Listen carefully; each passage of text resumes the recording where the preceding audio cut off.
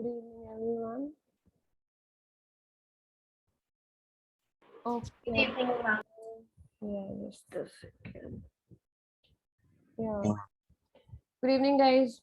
How are you? Good evening, ma'am. Good evening. Recording in progress. Ma'am, separation of power among different government institutions. I have told you so many times, separation of power is a concept जिसमें power separate होती है legislature, judiciary and executive में. Power sharing is a mechanism. लिखो भाई, power sharing is a mechanism. It is based on the power of it is based on the concept of separation of power. ठीक है, अलग अलग जगह power होनी चाहिए. पावर शेयरिंग एक तरह का मैकेनिज्म है. क्या है? It's a mechanism. किस चीज में बिलीव करता है ये? जिसमें ऐसा मैकेनिज्म जिसमें मेजर सेगमेंट्स यानी किसी भी कंट्री के, किसी भी सोसाइटी के जितने भी मेजर सेगमेंट्स कौन कौन से हैं सोसाइटी में, बताओ. गवर्नमेंट हो गए पहला सेगमेंट, दूसरा सिटीजन्स हो गए. करेक्ट? अरे बोलो ना. Yes, ma'am.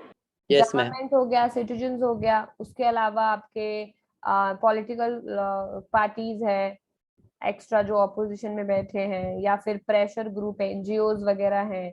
इन सब के बीच में एक पावर डिवीजन है. ठीक है, लेजिस्लेचर, जुडिशरी भी ऐड कर लो. सो मेजर सेगमेंट जिस सोसाइटी में होते हैं उनके बीच में there is a permanent share of power. What is this? Permanent share of power, उसको बोलते हैं पावर शेयरिंग. तो ऐसा नहीं कि पावर शेयरिंग केवल गवर्नमेंट के बीच में होती है, नहीं. It is a mechanism. First of all purpose ये किसके बीच में पावर शेयर होता है? सोसाइटी में जितने भी तरह की एंटिटी है, government being one of them. Government, फिर उसके अलावा लेजिस्लेचर जो लॉ बनाती है, I mean parliament, after that judiciary, फिर नॉर्मल लोग, फिर बची हुई political parties, NGO, pressure group, industries, factories, corporates world जितना है, और आई थिंक दैट्स इट. तो इन सब के बीच में एक पावर डिवाइडेड होनी चाहिए, परमानेंट शेयरिंग होनी चाहिए पावर की. That we call power sharing. ठीक है, पर्पस क्या है पावर शेयरिंग का? पावर शेयरिंग का पर्पस क्या है? Ma'am, to reduce the power of a unitary government. Correct. पहला पर्पस है कि गुड गवर्नेंस होनी चाहिए. दूसरा है it reduce the chances of autocracy. Correct. ये डिक्टेटरशिप या ऑटोक्रेसी का जो चांस होता है उसको ये ऑलमोस्ट खत्म कर देता है, because power is not divided. So one person one thumb rule, it is not there. ठीक है. ओके, अब कुछ स्टैट्स पे बात हो जाए कि बेल्जियम में कौन सी 2 लैंग्वेज बोली जाती है? Ma'am, French and Dutch. Ma'am, 1% German. French and Dutch major language है. जर्मन भी वहां रहते हैं, but French and Dutch they are. ये लिख लिया.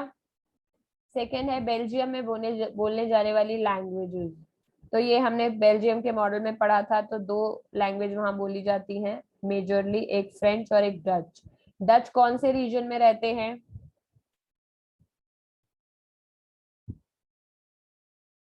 अरे बोलते क्यों नहीं हो? Flemish region.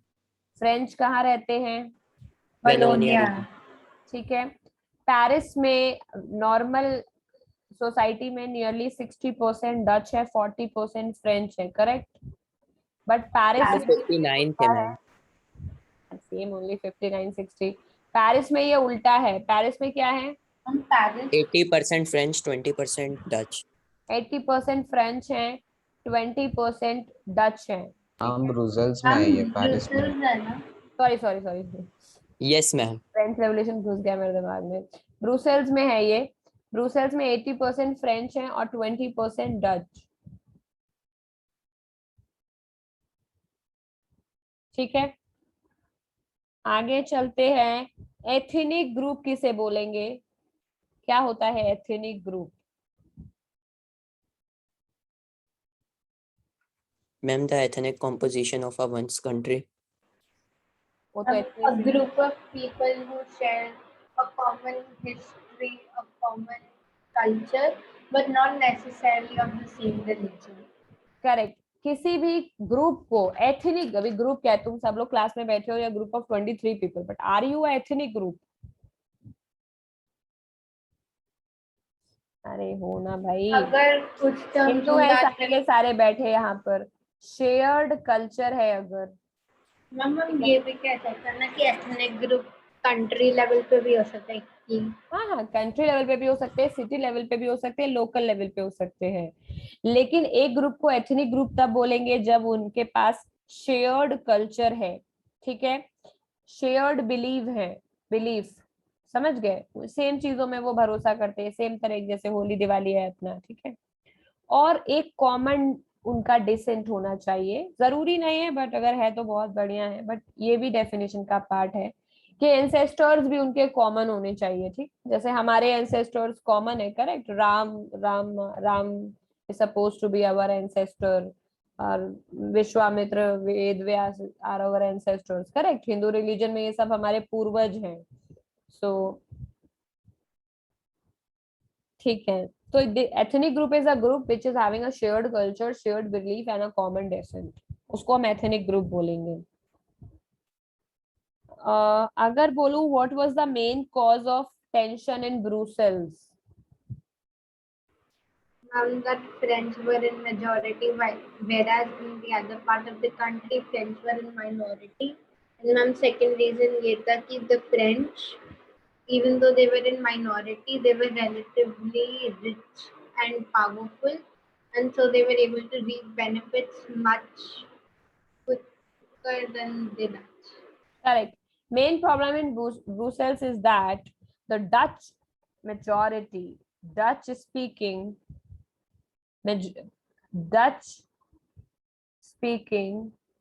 जो लोग हैं, यानी डच स्पीकिंग पीपल, ये मेजॉरिटी में है कहाँ पर? Entire Belgium, but in Brussels they are minority, ठीक है, तो but in Brussels they are minority, ये प्रॉब्लम है। अगर आगे डिस्कस करने को आएगा तो सबको पता है कि जो मेजर पोजीशंस हैं या बाकी सारी चीजें हैं उनमें फ्रेंच लोग का ज्यादा चलता है, करेक्ट।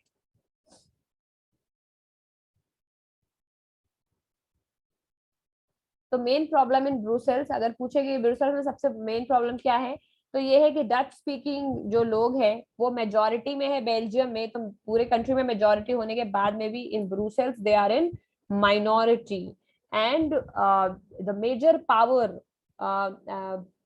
होल्डिंग या major authority positions they belong to French class, and major money also, the money, और क्या बोलेंगे उसको, economic activities are controlled by French. इसमें ये भी प्रॉब्लम है कि फ्रेंच मेनली एरिस्टोक्रेसी थे। हाँ, फ्रेंच मेनली एरिस्टोक्रेट हैं ब्रुसेल्स में, that is the correct word, ठीक है। अगला क्वेश्चन 2011 में है, who elects community government in Belgium? Community government को कौन इलेक्ट करता है? People of the same community or same language community. Correct. तो ये क्वेश्चन अगर पूछा जाएगा कि कम्युनिटी गवर्नमेंट को कौन इलेक्ट करता है, तो पीपल ऑफ दैट, ठीक है, कम्युनिटी गवर्नमेंट, क्योंकि बेल्जियम में जब फाइनल कॉन्स्टिट्यूशन बना गया तो उसके बाद एक अलग तरह की, तीसरी तरह की, पहली तो थी एक आपकी सेंट्रल गवर्नमेंट, दूसरी प्रोविंशियल, और थर्ड एक कम्युनिटी गवर्नमेंट बनी थी। कम्युनिटी यानी किसी एक पर्टिकुलर लैंग्वेज की कम्युनिटी गवर्नमेंट को कौन इलेक्ट करने जाएगा, तो उसी वो जो लैंग्वेज बोलने वाले लोग हैं, एक ही लैंग्वेज बोलने वाले, फॉर एग्जांपल फ्रेंच कम्युनिटी की अगर गवर्नमेंट बनने वाली है, फ्रेंच लोगों की कम्युनिटी गवर्नमेंट में कौन लोग जाएंगे? फ्रेंच। डच लोगों वाले में डच जाएंगे। तो क्वेश्चन थोड़ा इनडायरेक्ट है कि who elects the community government in Belgium, so क्या होगा? People belonging to any one language, कोई भी एक लैंग्वेज के लोग हैं वो उसी लैंग्वेज की कम्युनिटी गवर्नमेंट को सेलेक्ट करने जाएंगे। एग्जाम्पल में आप जितने चाहो उतने लिख लो, ठीक है, डच है, फ्रेंच है, जर्मन है, तीनों लोग ही अपनी अपनी कम्युनिटी को इलेक्ट करने जाएंगे। और ये किस लिए किया गया है? To protect cultural and community rights, correct, क्योंकि कॉन्स्टिट्यूशन ने पॉलिटिकल इक्वालिटी दे दिया, लेकिन आपका लैंग्वेज प्रोटेक्टेड रहे, आपका कल्चर प्रोटेक्टेड रहे और आप सेफ रहे उसको प्रोटेक्ट करने के टाइम पे, ये रिस्पॉन्सिबिलिटी कम्युनिटी गवर्नमेंट को दी गई थी। ठीक है, एक और डेफिनेशन है 13, 15, 16 तीनों ईयर में पूछा है, मेजोरिटेरियनिज्म क्या होता है? It's a one line definition, what is majoritarianism? Ma'am, it is Giving more powers to the majority community to be taken out to suppress the minority communities. और कोई? Ma'am, that tyranny Ma'am, of majority is ma'am, it is a That's belief in accepted. which the majority should rule over the minority. Very good. Majoritarianism actually इसमें ism लगा होता है, it's a philosophy, correct? So it's a philosophy और it's a belief, ठीक है, in which majority should rule over the minority, or the major decisions of the government, major decisions of the government, all the country, the major decisions of the country are taken by the majority community disregarding the wish of the minority community। ठीक है, so basically majoritarianism is a belief in which majority rules a country। क्या होगा? majority rules a country। ठीक है, majority क्या है? collective noun है या नहीं? Yes, so ma'am. majority rules a country disregarding the wishes of minority। minority की जो wishes हैं उनका कोई regard नहीं है, कोई consideration नहीं है, और community rule कर रही है majority।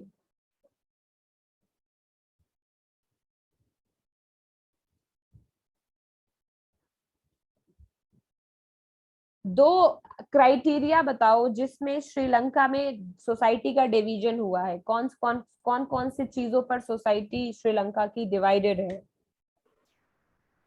ethnicity, या और easy,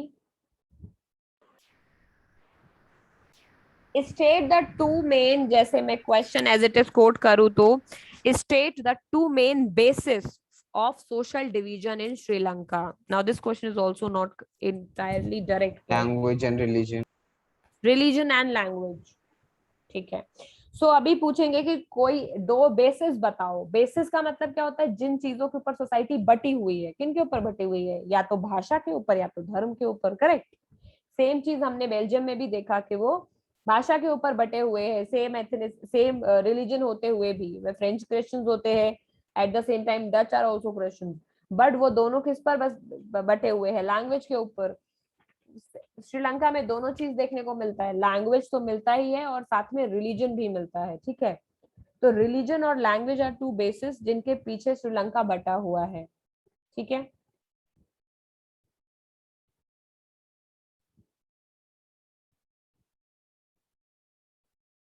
to main basis for social division in Sri Lanka.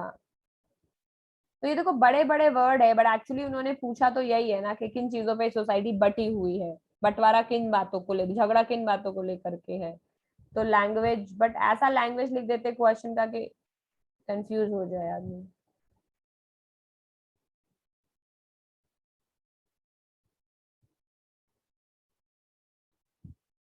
ठीक है, अगला क्वेश्चन है कि तमिलियंस के सब ग्रुप्स कौन कौन से हैं श्रीलंका में? Indian Tamils and Sri Lankan Tamils. ये सबको पता होना चाहिए। तमिल सब ग्रुप्स इन श्रीलंका, मैं श्रीलंका को ऐसे लिख रही हूँ। कौन कौन से हैं? एक है इंडियन तमिल्स और दूसरे श्रीलंकन तमिल्स। ये दो तरह के तमिलियंस हैं जो श्रीलंका में रह रहे हैं। ठीक है, Yes, ma'am. अगला है ओके 1956 में श्रीलंका ने मेजोरिटेरियन पॉलिसी में क्या चीज, किन फीचर्स को अडॉप्ट किया? बेसिक मेन फीचर क्या था?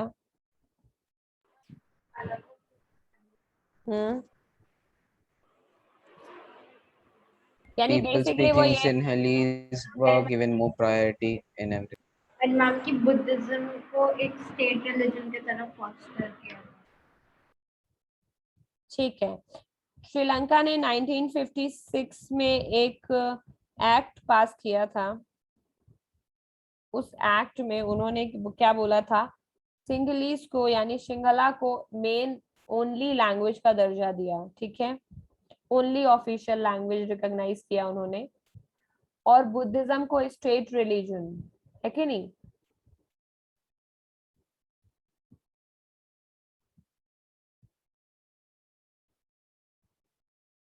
इसके अलावा और भी ये पॉलिसी है, इसको जाकर के पढ़ लेना। तो इसमें से एक दो चीजें अगर पूछ ले कभी श्रीलंका में क्या, इनमें से कौन कौन सा करेक्ट है, वो मे बी एबीसी तीनों ही हो जाए या मे बी 1 2 करेक्ट हो जाए, तो ये पता होना चाहिए कि क्या क्या और क्या थे इसमें। मैम कॉलेजेस में जो है चांसेस तमिल स्पीकर्स को कम मिलने लगे, ज्यादा प्रायोरिटाइज ma'am. करने लगे सेनाटा स्पीकर्स को। करेक्ट। 1956 में सिंगलीज को ऑफिशियल लैंग्वेज का दर्जा दे दिया। प्रॉब्लम श्रीलंका में क्या थी, यही प्रॉब्लम तो थी कि बुद्धिस्ट जो थे, सिंगलीज बुद्धिस्ट, वो मेजोरिटेरियन गवर्नमेंट चाहते थे, अपने हिसाब से चाहते थे, और तमिलियंस चाहते थे कि उनको भी गवर्नमेंट जॉब्स में, पॉलिटिक्स में उनको भी पार्टिसिपेशन का मौका मिले। बट श्रीलंका ने 1956 में एक एक्ट पास किया, आजादी के कुछ सालों के बाद, 8 सालों के बाद तकरीबन, और उन्होंने उसमें डिक्लेयर कर दिया, जैसे इंडिया ने तो कोई भी ऑफिशियल लैंग्वेज, मतलब कोई भी नेशनल लैंग्वेज अभी तक डिक्लेयर नहीं किया। ऑफिशियल लैंग्वेज तो खैर इंग्लिश है हमारी, बट चलो इंग्लिश थर्ड लैंग्वेज थी हमारी। अभी हिंदू और तमिलियंस में कोई एक सेलेक्ट हो जाती तो झगड़ा हो जाता हमारी कंट्री में। हमने कोई थर्ड लैंग्वेज ले लिया तो इसमें किसी को कोई प्रॉब्लम नहीं थी, बट बाकी सबको आती भी नहीं थी। बट श्रीलंका में सिंगलीज को उन्होंने ओनली ऑफिशियल लैंग्वेज को डिक्लेयर किया, यानी केवल सिंगलीज में ही अभी ये पत्र वत्र निकल सकता है, गवर्नमेंट का सारा काम सिंगलीज में ही होगा। और गवर्नमेंट की प्रेफरेंशियल पॉलिसीज है, किसके फेवर में करा, सिंगलीज बुद्धिस्ट के जॉब्स के हुए गवर्नमेंट स्कूल्स में या यूनिवर्सिटीज में एडमिशंस के लिए, ठीक है। और उन्होंने ये बोला कि जो नया कॉन्स्टिट्यूशन है वो बुद्धिज्म को फेवर करेगा, उसको फॉस्टर करेगा, यानी उसको प्रमोट करेगा, जो कि गलत है, बिकॉज वहां पर मुस्लिम्स भी बहुत ज्यादा रहते थे, ठीक है। आई थिंक ये दो ही इस पे पॉइंट है। अगला है, ठीक है, हो गया। Yes, ma'am. Yes ma'am. Buddhism के आगे, स्टेट रिलीजन के आगे लिख लो प्रमोट एंड फॉस्टर। डिक्लेयर नहीं किया है, सुने, मतलब ये है कि स्टेट रिलीजन को हटा दो, यहाँ पर प्रमोट एंड फॉस्टर कर दो।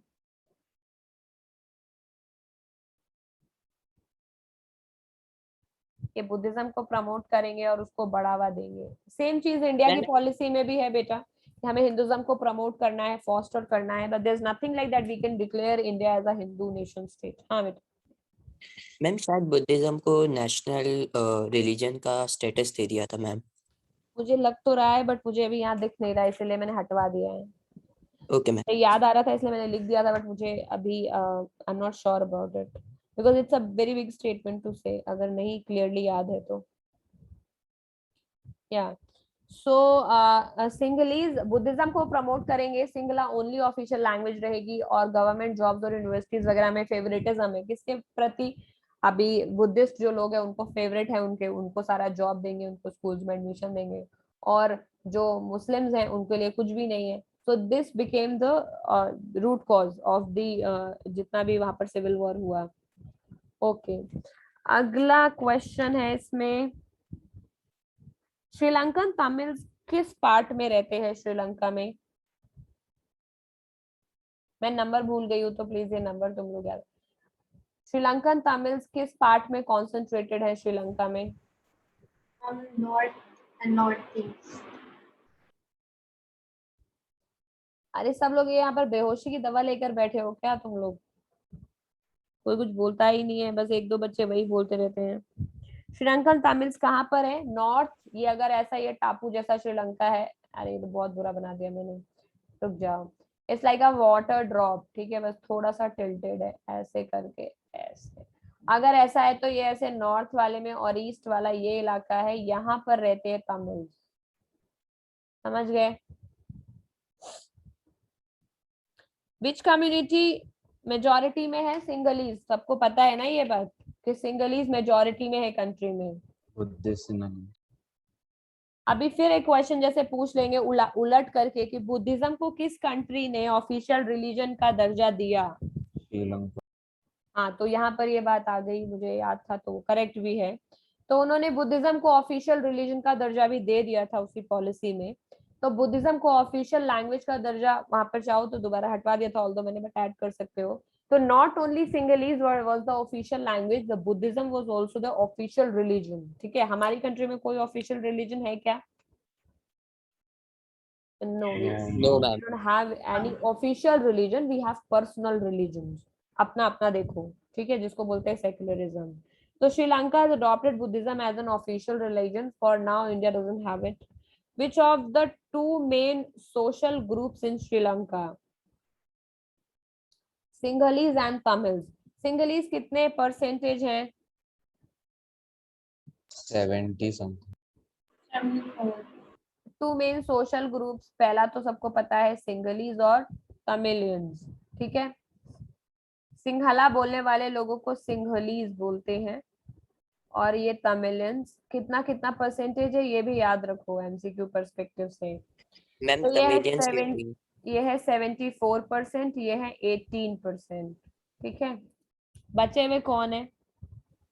मैम जो सिन्हालीस और तमिलियंस दोनों बोल सकते हैं ma'am. Okay 7%। Okay. Christians.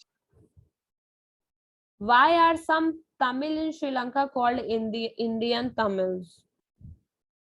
These are people who are sent from India who were sent to Sri Lanka by the Britishers for plantation work. Correct.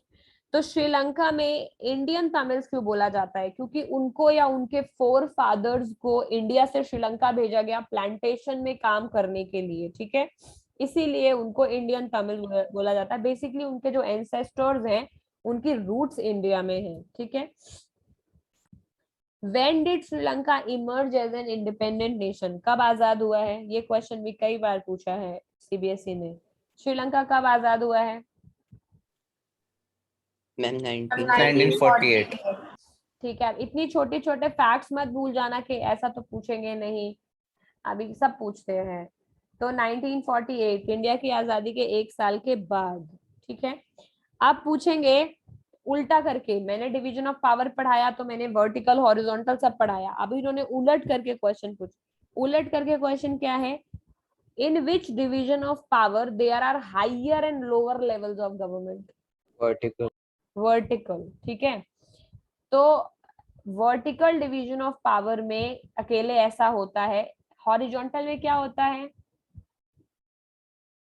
Ma'am horizontal में judiciary, executive वो तो example हो गया. Legislature आते हैं ma'am. Equal definition division क्या of होगा? power. Equal नहीं, डिफरेंट डोमेन्स। ठीक है, ma'am. Vertical division of power में हायर एंड लोअर लेवल्स होते हैं। हॉरिजॉन्टल डिवीजन ऑफ पावर में क्या होता है? मैम इक्वली पावर होती है मैम, डिस्ट्रीब्यूटेड। ठीक है, डिफरेंट डोमेन्स है, you can call them at they as they are at the equal, क्योंकि डोमेन अलग अलग है but they are at the same level at least. Horizontal division of power में डोमेन होता है, डिफरेंट डोमेन्स, और इक्वल डिवीजन कह सकते हैं इसको, but different domains would be more correct, क्योंकि जुडिशरी का एग्जीक्यूटिव से कोई मतलब कंपैरिजन नहीं है, दोनों का काम ही अलग है। डिफरेंट डोमेन्स का मतलब जुडिशरी पूरा एक तरफ चला गया, लेजिस्लेचर एक तरफ चला गया, एग्जीक्यूटिव एक तरफ चला गया। ठीक है, और ये सेम लेवल पे होते हैं। अगर बाई चांस कभी आ ही जाए कि सेम लेवल पे माना जाएगा हॉरिजॉन्टल को, तो हाँ माना जाएगा। तो ऐसे जुडिशरी है, फिर ऐसे लेजिस्लेचर है, और ऐसे एग्जीक्यूटिव, एक ही लेवल पे है। अब जुडिशरी के नीचे ऐसे हाई कोर्ट, फिर सिविल कोर्ट, तो ये पहले सुप्रीम कोर्ट, फिर हाई कोर्ट, सिविल कोर्ट, तो ये हायर लोअर लेवल हो गया। तो ये हो गया vertical division of power. Am I clear? Yes ma'am. Okay, what is the system of checks and balances? क्या होता है चेक्स एंड बैलेंसेस? हम ये term horizontal division of power के साथ एसोसिएट किया जाता है, क्योंकि वहाँ पे लेजिस्लेटिव, एग्जीक्यूटिव और जुडिशरी एक दोनों के पावर को चेक में रखते हैं, जिसकी वजह से एक बैलेंस मेंटेन रहता है, किसके पास एक्सेस पावर नहीं चली। ठीक है, सो चेक्स एंड बैलेंसेस में होता ये है कि वन ऑर्गन यानी कंट्री गवर्नमेंट का एक organ keeps an eye on other organ. For example जो जुडिशरी करता है किसके साथ? लेजिस्लेचर के साथ, कि अगर लेजिस्लेचर कोई ऐसा लॉ बनाएगा जो कॉन्स्टिट्यूशन के अगेंस्ट है तो जुडिशरी उसको नलिफाई करके कैंसिल कर देंगे।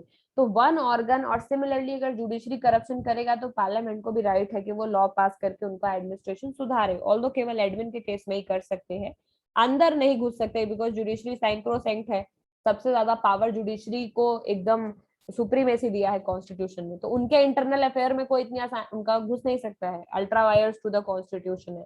लेकिन फिर भी उनका एडमिनिस्ट्रेशन कैसे चलेगा, सुप्रीम कोर्ट का लोकेशन क्या होगा, वो सब डिसाइड करने का अधिकार है गवर्नमेंट को।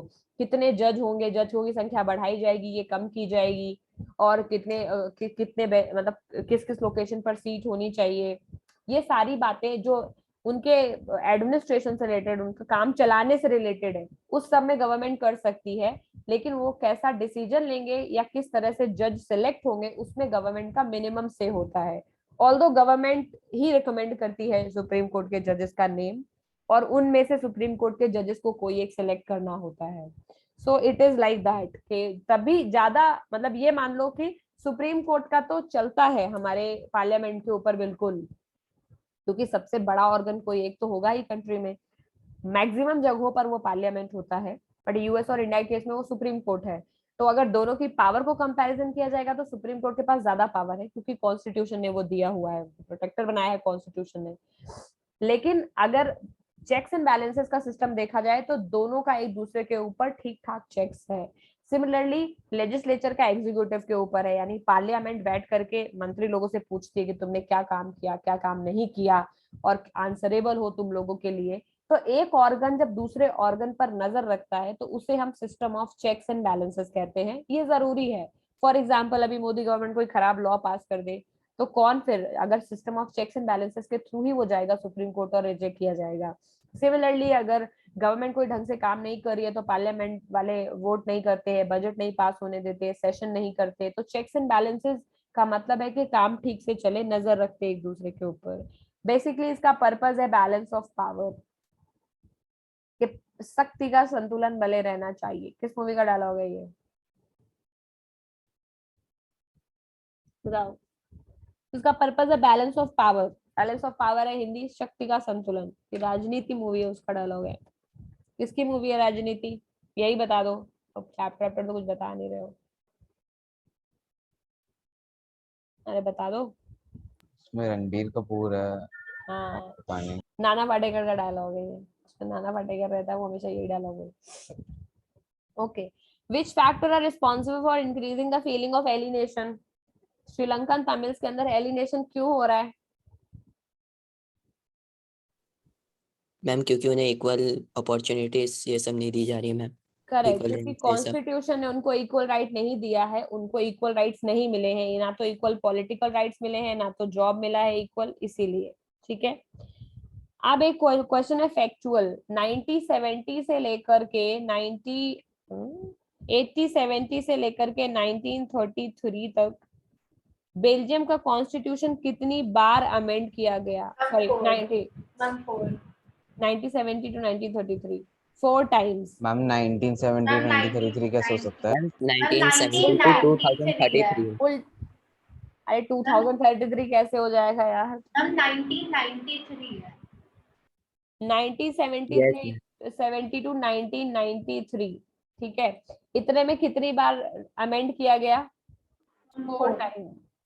और अगला है, what is the language, Wallonia region में लोग क्या बोलते हैं? फ्रेंच। कितने परसेंट लोग वेलोनिया रीजन में फ्रेंच बोलते हैं? 40%। वेलोनिया रीजन में 40% लोग फ्रेंच बोलते हैं। क्यों? क्योंकि वहां पर 60% डच है ना उस रीजन में। मैम उस रीजन में नहीं मैम, पूरी कंट्री में 60% डच थे ना मैम। ना, उन्होंने केवल वेलोनिया में पूछा है, ये क्या तब बात तो है? 100% हुआ। ये